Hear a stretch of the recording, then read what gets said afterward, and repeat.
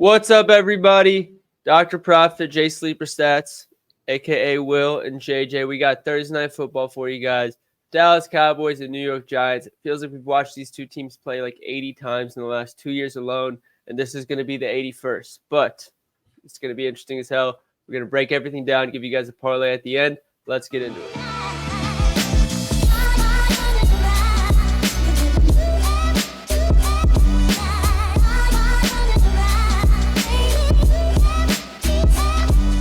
Welcome in, everybody. Like we said, we got the Cowboys and the Giants to go over. Both these teams. Actually, the Cowboys look horrible through 3 weeks. The Giants, you can't really decide yet, but since Danny Dimes is still the quarterback, I'm going to go off on a limb and say they're still not making the playoffs. Regardless, this is only one game. JJ, before we get into the numbers, how you doing? I'm doing pretty good, Hopefully, I'm hoping we finally hit a fucking lay, but until then, we're just gonna keep grinding it out. I think today's the day, though. Last year we hit like 4 or 5 in a row at some point. I feel like it's only a matter of time until that happens. Oh yeah, so just stay the course. Got to. And we're starting today. Stay the course. Yeah, we're starting today.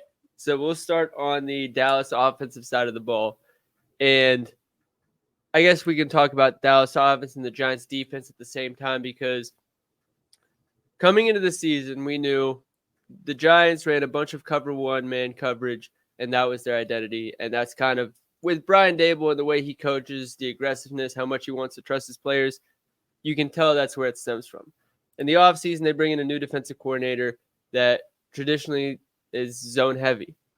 However, if you remove the week one outlier where the Giants lost by 22 points and had zero offense whatsoever, they've still ranked top 7 in man coverage in weeks 2 and 3. So it'll be interesting to see where they actually end up once it's all said and done at the end of the season.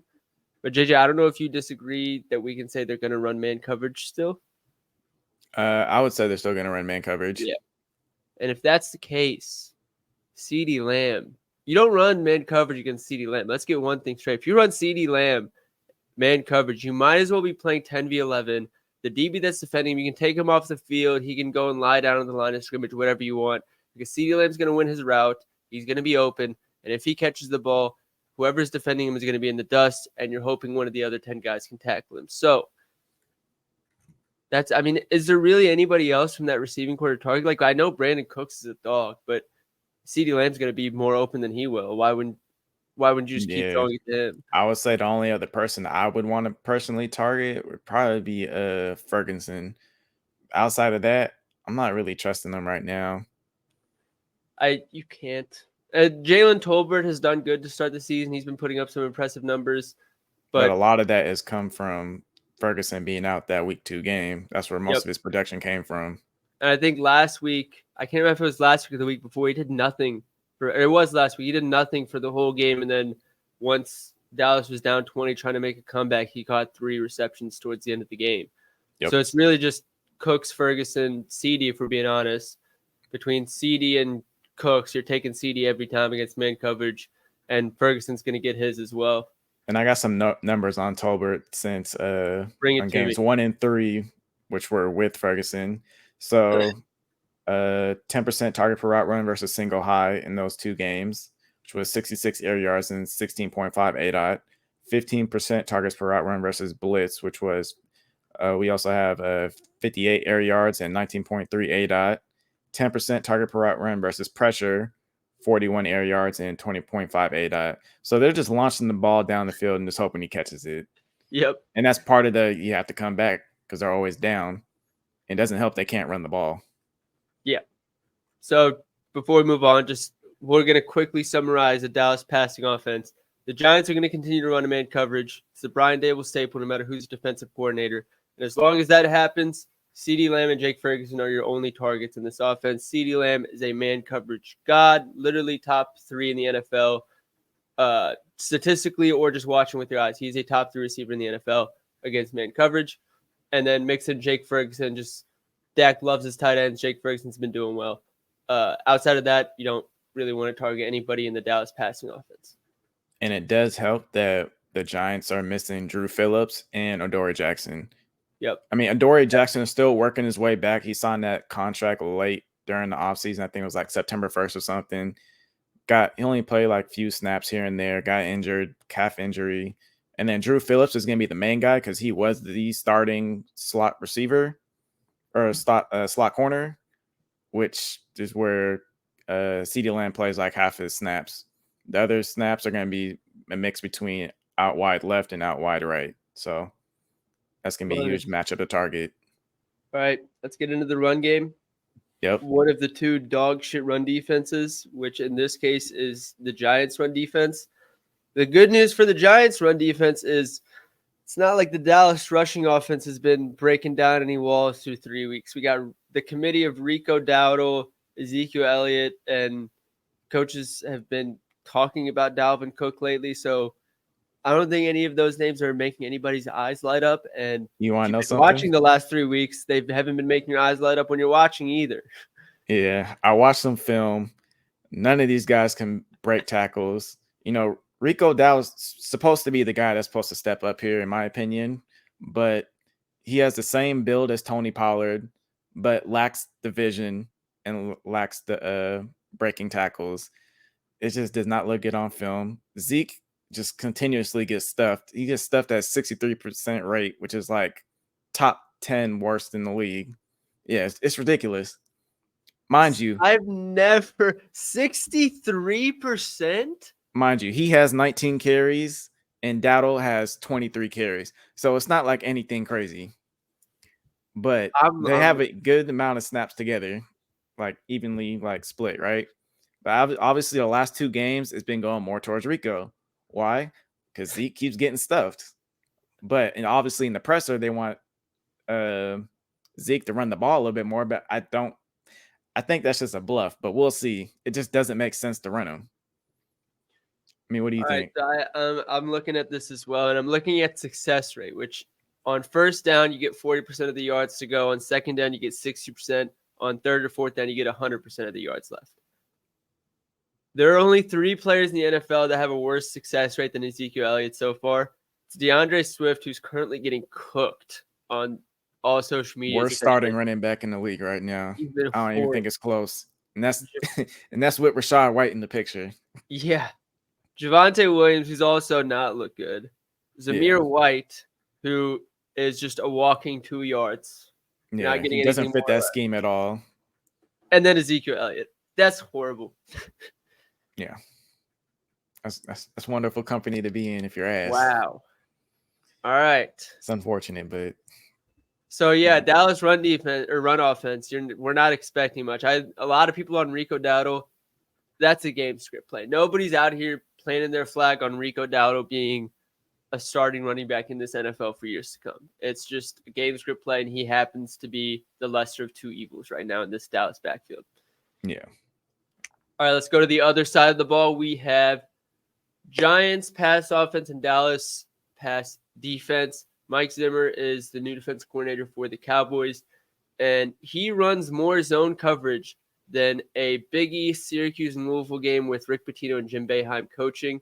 It's actually unbelievable. So when we look on the other side of the ball, Daniel Jones sucks against zone coverage. It's small sample size, only 3 games, so bear with me. But he's been horrible. For and a lot of that, it doesn't help that he played Minnesota week 1, no. where they're just absolute garbage. It doesn't, but we're also talking about Daniel Jones here. Yeah. Let's be. This is not new information. What is this? His 5th year in the league? Oh yeah. Like we know who he is. But let's get to the number real quick. So against man coverage, his yards per attempt is 7.3 yards per attempt. Solid. Like not like anything crazy, but it's a respectable number. I'll give him that. A lot of that is because of Malik Neighbors. Because you then go to zone coverage. And that yards per attempt goes down to 4.7. That's Zach Wilson numbers. There's a reason Zach Wilson is not a starting quarterback in this league. So he's going to be playing pretty much exclusively against zone coverage today. Malik numbers, his numbers versus zone coverage are still good because they have 18 targets in week 2. But they're not anywhere close to what they are versus man coverage. Where it gets close between the next best receiver versus zone coverage is Wan'Dale Robinson. And I think it makes a lot of sense. If you went into a lab and you wanted to build a receiver that's horrible against man coverage and really fucking good against zone coverage, you're probably coming out with Wan'Dale Robinson, somebody who's really shifty, really small, good after the catch, and is never going to make a contested catch in his life. That's Wan'Dale Robinson, and it makes a lot of sense that he's good for zone coverage. So if we're talking about edge, Wan'Dale Robinson probably has the most edge in that receiving core. If we're talking about who's going to have the better game, anybody who tells you it should not going to be Malik Neighbors is just trying to be different. But Daniel Jones is going to suck regardless. And then to talk about that Cowboys secondary, there are most likely going to be missing 2 players. Both of them are doubtful. One is going to be their starting corner in Kalen Carson. He plays on the left side. And then Marquise Bell is going to be their backup safety, but, they got to rotate. So these 2 corners, Trayvon Diggs and Kalen Carson, they stay on one side of the field. That's just what their scheme is. I would say these 2 corners are much better in man coverage, but with Zimmer there, he only wants to play cover 3, basically. He wants to stay on one side of the field. These corners do not press, which is going to get Malik Neighbors going, in my opinion. Even though, Wan'Dale should be the guy to target here for the short routes. I think both of them are going to run a lot of short routes, but they're also going to get the one-on-one coverage. So if they move Malik Neighbors around, keep him away from Trayvon Diggs, work against that whatever backup corner is going to be in, he can have a big game here, in my opinion. I love it. All right. Now the run game. We talked about how neither of these teams have good run defenses. We shit on the Giants' run defense, despite the Cowboys having a bad run offense. But on the other side of the ball, the Dallas Cowboys are even worse at defending the run. You pick any advanced stat you want. You can find advanced stats that you didn't even know existed. And you look at where the Cowboys rank, and it will be bottom 5 at being generous. Most likely bottom 2 or worse in the NFL. They've been horrible. And you think, they played the Ravens, cut them some slack. The Ravens had a big week. They also played the Browns, and the Browns are not that respectable of a running attack right now. So it balances out. Yeah, and so the Saints come in and then fucking smash them as well. I think we just have to come to terms with the fact that Dallas is not good. And the one stat that I wanted to make sure I shared before I threw it to you, JJ, is Devin Singletary's mainly runs man gap run scheme. He runs in between the tackles. And this is both teams. Both teams, yes. The Cowboys allow 5.4 yards per carry in general. According to NFL Next Gen Stats or NFL Pro, I can't remember which one is the right one to cite here.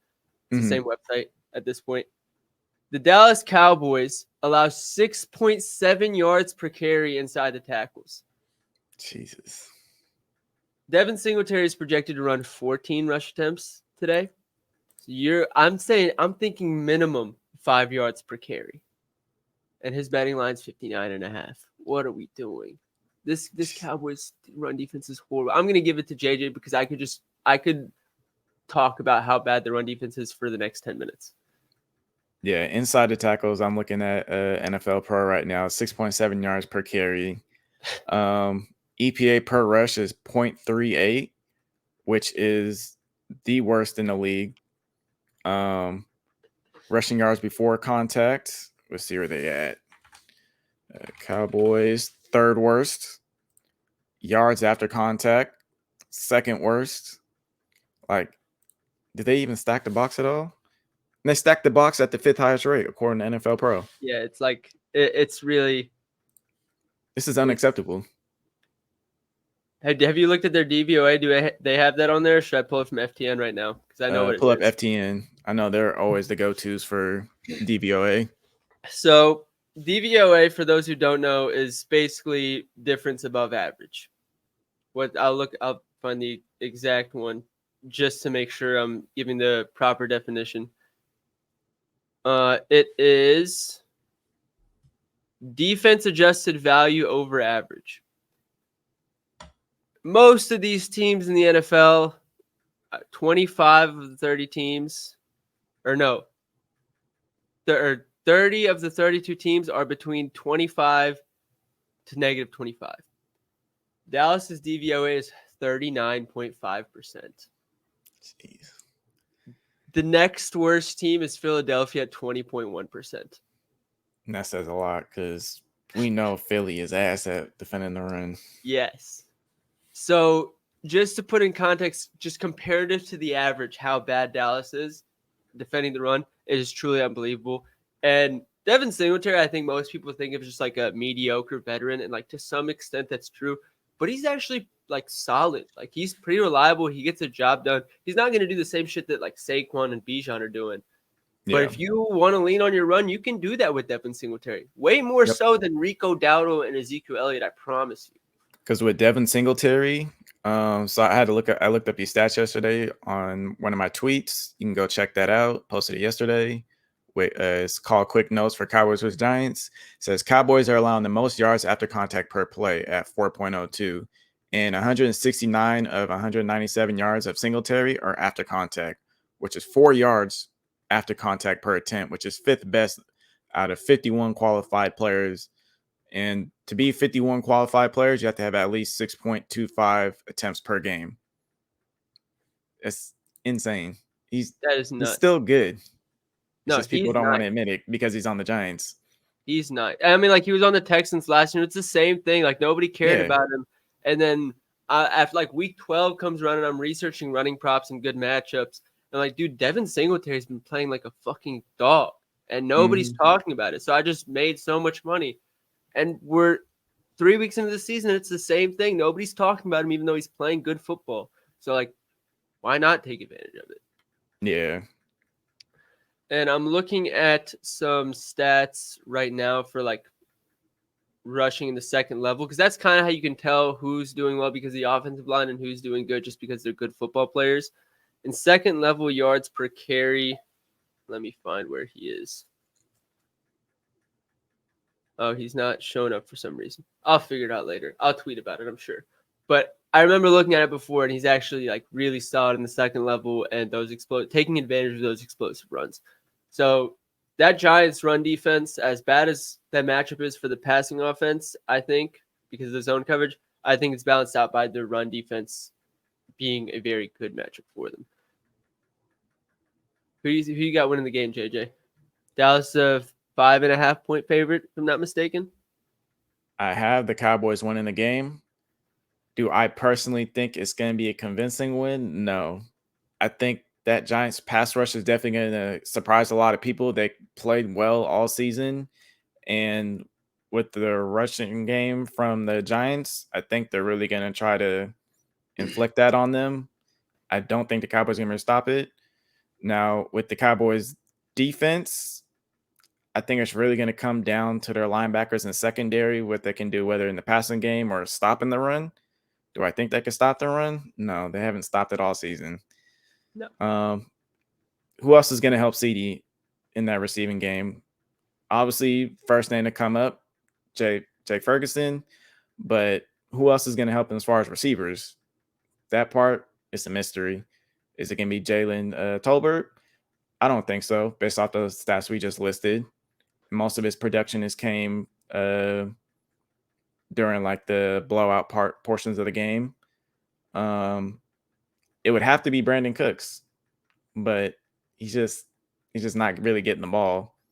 I think Brandon Cooks could have like a big play here and there because Giants do give up like the 5th most yards versus like vertical routes, which is Brandon Cooks' forte there. But yeah, when we go back to the Giants offense, it's going to come down to Daniel Jones. He's going to have to extend plays with those legs. And that pass rush is definitely going to have to the pass rush for the Cowboys is going to have to work. It's going to have to work better than it's ever have all season. That's the way they're going to have to win. Yep. I'm on Dallas as well. I think it's easy to say that because they're obviously the favorite team, but just thinking contextually, Jones is facing his own defense that he doesn't do as well against. He's going to face pressure, like you're saying. I think people are going to be reminded very quickly on a short week in a matchup like this who Daniel Jones is because people are starting to get out of line after 2 good weeks. Yeah. And if they're going to want to lean on the run, but if Dallas gets out to a lead, 1 touchdown, 2 touchdown lead in the second half, it's going to be tough to be like, oh, yeah, we're going to win this game on the ground. They're going to still try and run the ball as long as it's not less than 6 minutes left and they're down by 2 touchdowns. But you can't be like, yeah, we're going to let this run game carry us to the promised land. And I think the Cowboys are good enough to, like you said, I don't think they're going to win convincingly where they blow out by 30, 40 points to score on the first 5 drives. But I think they'll be leading by 1 to 2 scores throughout the entirety of the game. Which is respectable. It was just what they should be doing here. Yeah. This is, in my opinion, a must-win game for them. So, I mean, this is where that you got to bounce back, especially because the Zimmer defense, it just hasn't been working to start the season. They're still working the kinks out, but this is the perfect time to work that out. 100%. Even though it is a short week, you always have to take into account like game planning on a short week is very hard for any team in the league. And people seem to forget that. And that's why there's so many blowouts on Thursday Night Football. So the Cowboys should win this game. Will they win? I don't know, because I think I sent you the stat on Monday night. Teams that are 5.5 point dogs have won 14-2 against the spread, and they're 5-0 straight up winning, which is kind of ridiculous. Will that hold? I have no idea. Should it hold? Absolutely not. That's a ridiculous hit rate. Another system for you guys that goes against the one that JJ just shared. Mm-hmm. Since 2010, when there's a team that is a 5-point favorite or more going against a team that just won as a 6-point underdog or more, that team is 87-11 on the money line. And I think if you filter for like primetime games, divisional games, I think that hit rate like still stays as high, even against the spread. So I can't put money on the Giants confidently. I'm on Dallas -5.5 as an official play that I posted to Twitter, but kind of like JJ said, we can't trust them to really go and handle this as a 20-point win with confidence. So we're playing the 1 to 2 score lead, and then they finish the game out well, rather than letting the Giants get a garbage time touchdown and backdoor cover. That's really what I'm betting on. Yep. So let's get to the parlay. Let's get to it. All right, the one that's gonna hit. Parlay of Thursday Night Football. Nobody is more due than me and JJ to hit one of these. First leg, Devin Singletary, 40 rush yards. Dallas rush defense is horrible, atrocious, arguably the worst in the NFL. And considering the type of run scheme the Giants run, it's even worse. So Devin Singletary had 10 points even in that week, or 10 rush attempts even in that week 1 blowout. So we can confidently say that's his floor. He averages 4.7 yards per carry. The Cowboys allow 5.4. Inside the tackles, which he runs the most, they allow 6.7. You're telling me he can't get 4 yards per carry on 10 attempts, which is, again, his floor. 40 rush attempts, light work. So much confidence. Next one, CeeDee Lamb, 50 receiving yards. JJ, I'll let you take care of this one, because for me, like I can't imagine a world where CeeDee Lamb doesn't get 50 receiving yards in any circumstance, much less a good matchup like this. Yeah, he's going to be going against a backup corner. I don't know who that's going to be, but they've been getting torched in the slot from what I can remember. Giants give up the 5th most yards on vertical routes, and a lot of those are going to be going to either Brandon Cooks or CeeDee Lamb. They're definitely going to target CeeDee Lamb one-on-one coverage. That's just how it's going to go, especially when Dak is going to be under pressure. You can't underrate that defensive line the Giants have. They've been phenomenal in the pass rush. I mean, he should have had it last week. There's a couple of PIs that like took his yards away, essentially. He still had 50 last week, I thought. Yeah, he still had 50. Yeah. Like he because I think I took his receptions 6.5. You know, he was short on that. Because I think there's like 2 PI calls on him. Yeah, he probably would have got like 100+ yards that game, honestly. Easily. First half. Yeah. I think he gets 100+ yards tonight, as long as they don't keep a safety over the top consistently. But I think they'll get a lot more horizontal routes like slants and all that. Maybe some quick post routes. Like nothing too deep, like intermediate routes. He's definitely going to target him one-on-one. Yep. Ball's going to him. And people forget they didn't have an offseason. CeeDee was holding up for the contract. So 3 weeks of full practices and games. Now they get a short week where it's okay. We have to game plan less. We just got to trust the guys who are on the same page, and that's going to be Dak and CeeDee. Last leg, Daniel Jones, 25 rush yards. This is going to probably be the sweatiest one of the three, but kind of like JJ's been saying, Dallas is going to get pressure. They're going to force him out of the pocket. If he doesn't see Malik Neighbors open, he's probably tucking in and running. What was the yards that they allowed to the previous quarterbacks? I forget. Let me see real quick. I think they allowed 39 to Deshaun Watson. The Saints, you don't have to worry about the Saints. Derek Carr's not going to run. He didn't need to anyways. And then Lamar Jackson, 14 carries, 87 yards, right? And then we look at Daniel Jones. I believe he's had, let me see, game log. So he's had 6 carries, 5 carries, and 8 carries. Obviously, Cleveland, that defensive front four is going to be hard to run on. And then the man coverage should have got more, but those linebackers pursuit like crazy. So not surprising there. Commanders, 32 yards. And then Minnesota only had 15. But, I mean, that game was over anyway. They got a first down that game. I'm exaggerating, but that's how bad that game was for the Giants offense. Yeah, he threw the ball 42 times. So I'm not expecting him to run, especially in that second half. He just had to launch the ball regardless. There's no way they're just going to dink and dunk their way down the field. They just had to air it out. But no, 25 rush yards should be light work. I do have to warn everybody, Book It with Trent is on his over 31.5, according to Pickett. But we're taking 25. So he'll probably finish at 30 just to make Trent get his bad beat and cash for us. Just trust the process. But that's all we got for you guys. I say that like we didn't just record a 25-minute video, but like and subscribe if you haven't already. Appreciate all the support. JJ, always good talking with you, and we will see everybody on the next show, hopefully talking about a parlay cash for once. Take care, everyone.